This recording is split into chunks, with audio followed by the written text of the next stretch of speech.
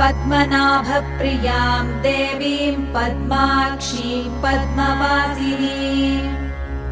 पद्मवक्त्रां पद्महस्तां वन्दे पद्मामहर्निशम् पूर्णेन्दुवदनां दिव्यरत्नाभरणभूषितां वरदाभयहस्ताढ्यां ध्यायेच्चन्द्रसहोदरीम्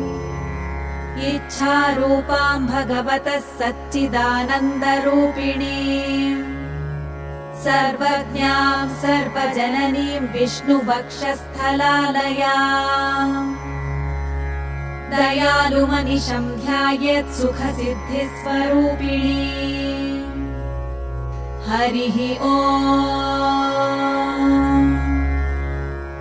नित्यागतानन्त नित्यानन्दिनी जनरञ्जनी